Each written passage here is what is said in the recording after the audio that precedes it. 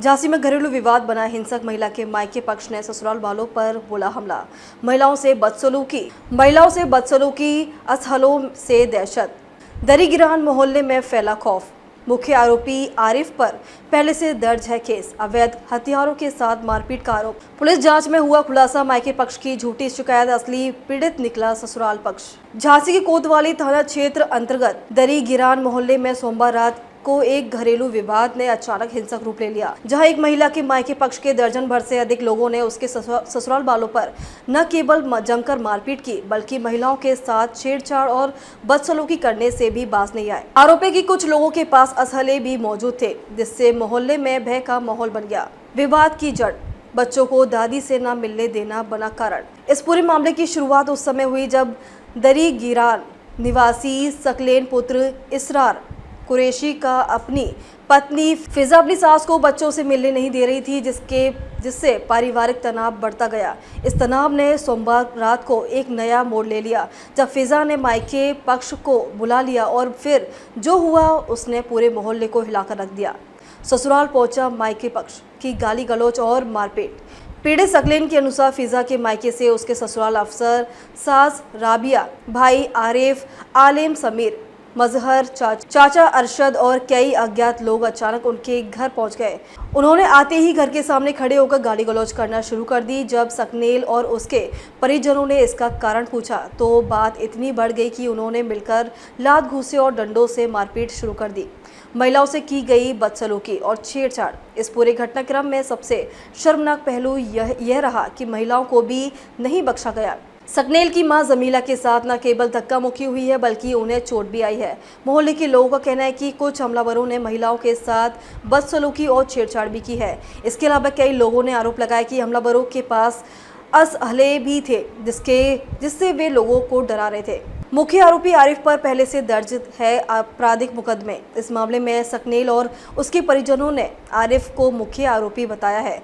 उनका कहना है कि आरिफ अपराधी प्रवृत्ति का व्यक्ति है, जिस पर पहले से कई आपराधिक मामले दर्ज हैं। वह चोरी और फायरिंग के मामले में जेल भी जा चुका है। ऐसे में जब वह हथियारबंद होकर अपने अन्य साथियों के साथ सकलेन में घर पहुंचा तो पूरे परिवार को अपनी जान का खतरा महसूस हुआ। झूठी शिकायत लेकर पहुंचे थाने।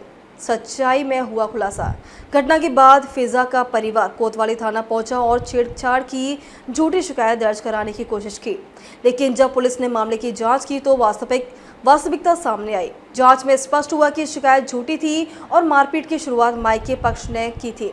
इसके बाद पुलिस ने फिजा के परिजनों को भी दोषी माना और मामले को गंभीरता से लेना शुरू कर दिया। एसएसपी और सीओ सिटी से लगाई न्याय की गुहार। घटना के बाद भी जब फिजा का मायका पक्ष शांत नहीं हुआ तो वे एसएसपी के पास झूठी शिकायत लेकर पहुंच गई। दूसरी ओर पीड़ित सकलेन और उसके परिवार ने सीओ सिटी स्नेहा तिवारी से न्याय की गुहार लगाई। उन्होंने सीओ को विस्तार से पूरी घटना बताई और निष्पक्ष जांच की मांग की। सीओ स्नेहा तिवारी ने पीड़ित को भरोसा दिलाया है और कोतवाली थाना प्रभारी राजेश सिंह को निर्देश दिया है कि वे गहन जांच कर आरोपियों को कड़ी कार्रवाई करें। सवाल खड़े करती है ये पूरी घटना सिर्फ एक घरेलू विवाद नहीं है, बल्कि समाज में बढ़ती असहिष्णुता और दबंगई की जीती जागती मिसाल है। कुछ सवाल जो इस घटना से उभरते हैं, क्या किसी महिला को अपने मायके पक्ष को बुलाकर ससुराल पर हमला करवाने का हक है? ऐसे मामलों में पुलिस की तुरंत कार्रवाई और निष्पक्ष जांच कितनी प्रभावी है? महिलाओं के साथ हुई छेड़खानी पर क्या सख्त धाराएं लगाई जाएंगी? जिन लोगों के पास अवैध नस्ले थे उनके खिलाफ आर्म्स एक्ट के तहत क्या कार्रवाई होगी? कानूनी नजरिया आईपीसी की धाराओं में बनता है मामला। इस घटना को लेकर अगर कानूनी दृष्टिकोण से देखा जाए तो इसमें कई धाराएं बनती है। धारा 147, 148, 149 दंगे करना और हथियारों के साथ एकत्र होना। धारा 323, 325 आईपीसी जानबूझकर चोट पहुंचाना। धारा 354 आईपीसी महिलाओं से छेड़छाड़। धारा 506 आईपीसी जान से मारने की धमकी। आर्म्स एक्ट की धारा 25-27 अवैध हथियारों का उपयोग। यदि पुलिस इन धाराओं के तहत प्रभावी ढंग से कार्रवाई करती है तो निश्चित रूप से आरोपियों को कानून के दायरे में लाया जा सकता है। झांसी जैसी संवेदनशील जगहों पर इस तरह की घटनाएं कानून व्यवस्था पर प्रश्न चिन्ह लगाती हैं। इस घटना से ये भी स्पष्ट होता है कि पारिवारिक विवाद में जब बाहरी लोग शामिल हो जाते हैं तो स्थिति हाथ से बाहर हो जाती है। समाज को भी चाहिए कि ऐसे मामले में दोनों पक्षों को शांति और संवाद से हल निकालने के लिए प्रेरित करें। सकनेल और उसके परिवार के साथ हुई इस घटना ने उन्होंने मानसिक, शारीरिक और सामाजिक रूप से आघात पहुंचाया है, लेकिन उन्होंने कानून पर भरोसा जताते हुए न्याय की मांग की है।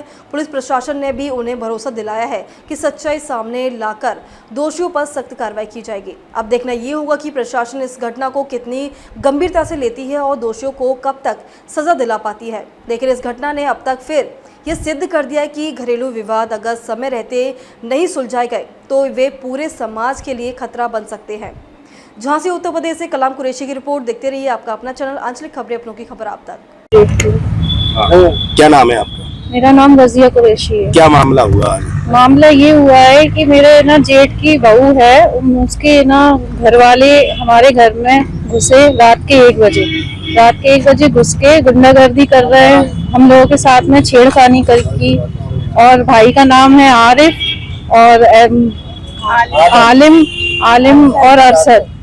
इन तीनों ने छेड़खानी की और मारपीट की हम लोगों के साथ में। घर में घुसकर गुंडागर्दी की है। तमंचा रखे थे, 8-10 गुंडे भी थे और उल्टे आरोप हम लोगों के ऊपर ही लगा रहे हैं। आरोप लगा रहे हैं? आरोप ये लगा रहे हैं कि मेरे हस्बैंड ने छेड़खानी की, मारपीट की और है ना बदतमीजी की। ऐसा कुछ भी नहीं है, बल्कि मेरे सास के उनको गालियां बक रहे थे वो लोग। इससे पहले भी कोई केस चल रहा है क्या आपके पास? हाँ, उससे पहले भी केस चल रहा है। क्या केस चल रहा है? केस यही चल रहा है कि तलाक का। हाँ, वो रहना ही नहीं चाहती है। अच्छा, आज आप कहाँ आए हैं? आज हम आए SSP ऑफिस। क्या चाहते हैं, क्या मांग कर रहे हैं? इंसाफ चाहते हैं। अच्छा, पहले से वो अपने घर रह रही थी काफी समय से, आप लोग अपने घर ले आए थे, क्या सोच के लेके आए थे? यही सोच कर लेके आए थे कि अच्छे से रहे। उसके लिए घर भी बनवाया है, अच्छा खासा घर बनाया है और उसको अलग भी किया है, तब भी वो रहना ही नहीं चाह रही है। तब भी कुछ ना कुछ ना वो मतलब ऐसी हरकतें करती है जिससे कि लड़ाई झगड़ा हो और इन लोगों को फंसाया जाए। मतलब रखोगे ना, बहन भाइयों से मतलब रखोगे। सिर्फ हम अलग हैं तो तुम भी हमारे पास, हम लोगों से बात नहीं करने देती किसी से भी। और वो बच्चा नीचे आ जाता तो क्या नाम से बच्चे को नहीं आने देती। उसको इतना मारा चमीटों से और उठा के पटक दिया नीचे जमीन में। जब कोई बच्चे को इतने से को मारेगा तो कोई बोलेगा ना। तो हमारा लड़का बोला, परसों रात में क्या हुआ? परसों ही रात का बता रहे हैं हम आपको। तो क्या नाम से है ना, नीचे बैठे हुए थे सब। लड़का जा ऊपर हाथ से सुना के फेंक दिया उसने जमीन में, लड़के को पैसे को फेंक दिया। तो हमारा लड़का बोला गुस्सा नहीं आएगा किसी बच्चे को मारेगी तो मारा करा उसने बच्चे को। तो इनने जी चिल्लाने लगा तो फिर एकदम इनने फोन लगा दिया जो पुलिस वालों को। वो कितना नंबर वो डायल होता वो वाला लगा दिया। तो अभी हम लोग नहीं बोले, मियाँ बीवी की होती रही, हम लोग नहीं बोलो। इसने एकदम पुलिस वालों को बुला लिया। उसकी माँ आ गई, भाई आ गए तीनों, और क्या नाम से बाप का चाचा थे और 8-10 लोग और थे। हमने तो इतना मारा, हमारे देखो हाथ में खून निकल आया। हम वो मेडिकल भी क्या हाथों में डंडे लिए तो वो तमंचा फंसाए थे जेब में और हाथों से ही कहीं मोबाइलों से मतलब मारते गए। दुपट्टा खींचा मैं इसका देवरानी का भी, और देवर पे झूठा आरोप लगा रही है हमारे। क्या नाम है देवर का? कौशिक कुरैशी। अच्छा, क्या आरोप लगा रही है? यही लगा रही कि घर में घुसे, छेड़खानी करते, हमारे साथ ये करा वो करा, फालतू वो झूठा आरोप है ये। अच्छा, छोटी बच्ची को जब झगड़ा हो रहा है, छोटी बच्ची को वो कपड़ों में दबा के रखाई थी, वो छोटा उसको है ना दबा के लपेट के रखा है ऊपर। वो तो हमारी नवासी लड़की गई ऊपर, देखा तो मुंह दबा लड़की का तकिए से। जब मर जाए जिन लोगों पे आरोप लगाते हम, उसको भी है ना। वो तो जगह चली गई तो थोड़ी सांस आ रही, वो लड़की है ना देख कर रोने लगी तो चिन्हा के ले गई उसको वहाँ से। आप लोग क्या चाहते हैं? आप क्या चाहते हैं? हम तो यही चाहते हैं, हमारे देवर के साथ इंसाफ हो, हमारे लड़के के साथ भी इंसाफ हो, हम लोगों के साथ हो। अच्छा, वो आरिफ कौन है, किस तरीके का लड़का है? आरिफ भाई वो चोर है, बकरे चुराता भी, पकड़ा था, जेल भी जा चुका, वो बंद रहा था। बहुत बेकार लोग हैं वो लोग। हमें पता नहीं था कि इतने नीचे हम रिश्ता भी नहीं करते।